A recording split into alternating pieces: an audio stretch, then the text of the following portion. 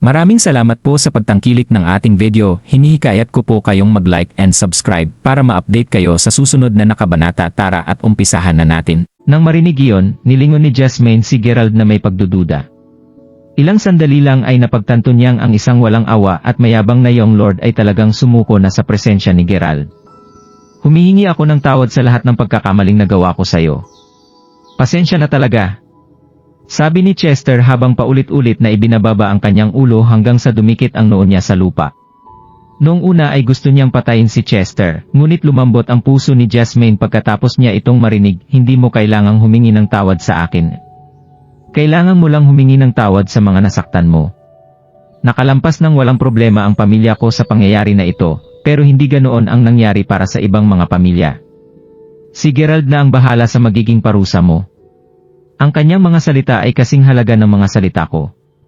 Pagkatapos niyang sabihin yon, lumingon si Jasmine kay Gerald. Madalas na ganyan ang mga babae. Hindi sigurado si Jasmine kung nahulog ba talaga siya kay Gerald, pero alam niya na umasa na siya sa lalaking ito at kahit papaano ay sigurado siyang mahal niya ito.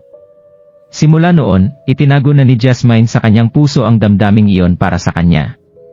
Hindi nakakapagtaka kung bakit kadalasang nahuhulog ang mga babae sa mga lumiligtas sa kanila. Napagtanto ni Jasmine na siya rin ang naging isang damsel in distress, pagkatapos siyang iligtas ni Gerald ng maraming beses. Dahil patuloy siyang tinutulungan ni Gerald, natural na nagkaroon siya ng malaking pagtitiwala at paghanga kay Gerald dahil sa magandang impresyon nito sa kanya. Agad na naintindihan ni Gerald ang kahulugan sa likod ng mga salita ni Jasmine, at naramdaman niya na biglang tumibok ng malakas ang kanyang puso. Kung tutuusin, alam niyang hindi niya kayang maramdaman iyon kay Jasmine. Naisip naman ni Chester ngayon na nalinis na niya ang lahat ng kanyang mga kasalanan, kaya gumapang siya patungo kay Gerald bago siya lumuhod at sinabing, "Salamat sa pagpayag mo sa akin na tuparin ang kahilingan ko, Mark Crawford. Wala akong pinagsisisihan. Pwede mo na akong patayin." Sa kabila ng pagiging determinado ni Chester nang sabihin niya iyon, binalik lang ni Gerald ang tingin sa Young Lord bago siya sumagot, "Hindi ko sinabing papatayin kita kaagad. Gusto ko lang na gawin mo ang isang bagay para sa akin. Sabihin mo sa akin ang bagay na iyon, Mark Crawford," sabi ni Chester habang nakatingin kay Gerald na puno ng pasasalamat. "Sinusubukan kong hanapin ang hari ng palasyo ng karagatan at nangangailangan ako ng mga katulong.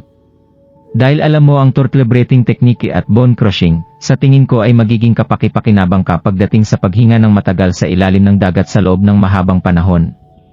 Handa ka bang tumulong sa akin?" tanong ni Gerald. "O naman. Payag akong manatili sa tabi mo at magtrabaho para sa'yo, Mark Crawford." Sa wakas, mabubuhay na ako na tulad ng isang normal na tao. Gulat na sumagot si Chester nang sumagot agad siya. "Pag-isipan mo munang mabuti ang sinabi ko bago ka sumagot. Sigurado ka bang handa mong isuko ang iyong pagkatao bilang Young Lord para lang tumulong sa akin?" tanong ulit ni Gerald. "Oo naman," walang pag-aalinlangan na sinabi ni Chester. Pagkatapos ng lahat, natulungan niya si Chester na lutasin ang mga bagay na gumugulo sa utak niya pagkatapos niyang mapakinggan ang sinabi nito.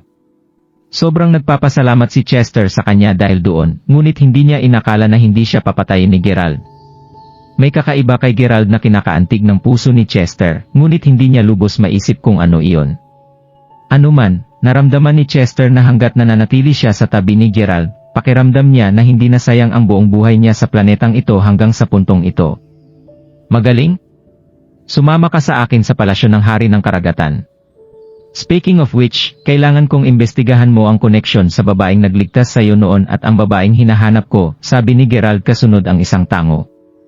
Dinala ni Yum ang isang may edad na lalaki sa kwarto kung saan kasalukuyang naroroon si Gerald at ang dalawa pa. Nakita ni Yum si Jasmine, isang babaeng nakakakit na tulad niya ang nakatayo malapit kay Gerald at hindi niya maiwasang hindi maging komportable. Dahil doon, ang kanyang pananalita ay mas masakit ng malamig niyang sinabi, "Ito na ang taong hinahanap mo, Gerald."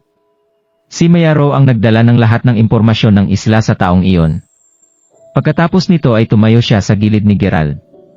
Nang makita iyon, si Jasmine ay maingat na sinukat ang babae na ngayon ay nakatayo na kasing lapit niya kay Gerald. Naging mahigpit ang pakiramdam sa pagitan ng dalawang babae, habang ang middle-aged na lalaki ay bumati habang hawak niya ang impormasyon, "Mark Crawford. Masaya akong makasama ka dito, Mayaro. Please, umupo ka na." Si Tim Yarrow ay mula sa Cultural Affairs Bureau sa Montom City. Ayon sa sinabi ng mga tao kay Gerald, alam ng lalaki ang lahat ng tungkol sa development ng Montholm City mula pa noong unang panahon hanggang sa kasalukuyang panahon. Kung gusto ng isang tao na siya sa atin ang mga pinagmulan at kasaysayan ng lugar na ito, si Tim ang perpektong lalaki na kailangang hanapin para dito. Pagkatapos nilang batiin ang bawat isa, dumiretso si Tim sa kanyang punto. Nabalitaan ko na interesado ka sa kasaysayan ng construction ng Montholm Island, Mark Crawford. Dahil doon, pinag-aralan ko ito ng maigi kaninang hapon.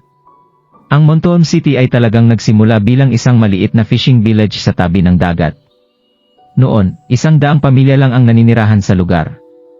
Para naman sa history ng isla, sa tingin ko nagmula ito sa humigit kumulang 10,000 years ago. Ang ebidensya na nagpapatunay doon ay ang mga fosil na nahukay sa isla ilang dekada lang ang nakalipas. Ang lahat ng ito ay recorded at wala akong pag-aalinlangan tungkol sa ebidensya na sinasabi mo. Pero, Mayaro, gusto kong malaman kung alam mo ba ang legendary event na hindi opisyal nakatala sa records, tanong ni Gerald matapos marinig ang lahat ng iyon. Unofficial historical events ba? Ipapaalam ko sa iyo na napakaraming mga kaganapan ang nangyari noon. Patawarin mo ang kasiglahan ko sa bagay na ito, pero naging libangan ko ang pag-research sa hindi opisyal na mga historical events at paghahanap ng ebidensya. Kung iyon ang gusto mong itanong sa akin, sinisiguro ko na natagpuan mo ang tamang tao, nakangiting sinabi ni Tim. Sa pamagitan nito, sinimulan niyang idetalye ang ilang lumang alamat kay Gerald. Mga 20 taon na ang nakalilipas noong una akong nagsimulang magtrabaho. Nagkagaon noon na nakita ko ang isang napakasinaunang libro sa library ng Cultural Bureau noon. Ang mga nilalaman nito ay simple, pero sobrang sinauna ng mga salita kaya sobra akong nabighani noon. Nagkaroon ako ng dahilan para maging excited. Kung tutuusin, ibang-iba ang mga salita sa aklat na iyon kumpara sa mga sinaunang salita na karaniwang nakikita at matatagpuan. Nag-major ako sa archaeology sa university at maswerte ako na ang isa sa aking mga professor ang nagturo sa akin ng mga kahulugan ng ilang sinaunang salita. Pagkatapos naming ma-decipher ang mga salita, nalaman ko na ang aklat ay puno ng mga unofficial historical events. Sa madaling salita at sa mas modernong mga terms, ang taong nagsulat ng mga alamat ay parang gumagawa ng mga memoir.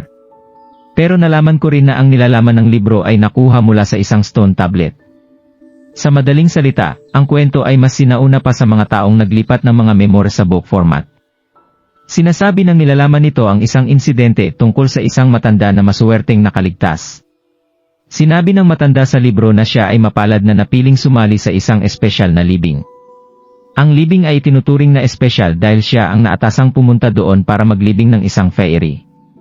Ang libingan naman ay isang napakagandang palasyo sa ilalim ng dagat. Nang marinig iyon, kapwang nagpalitan ng dismayadong mga tingin si Gerald at si Yum. Sinasabi sa aklat kung paano dinala ng 37 na tao, kabilang ang master, ang kabaong hanggang sa Montholm Island. Parang huminto sila dito para magpahinga dahil sa malakas na bagyo. Hindi ba ito ang parehong kwento mula sa 6 na stone tablets? Sigurado ako na pareho nga ito. Sana makita sa loob ng libro ang nangyari pagkarating nila sa isla.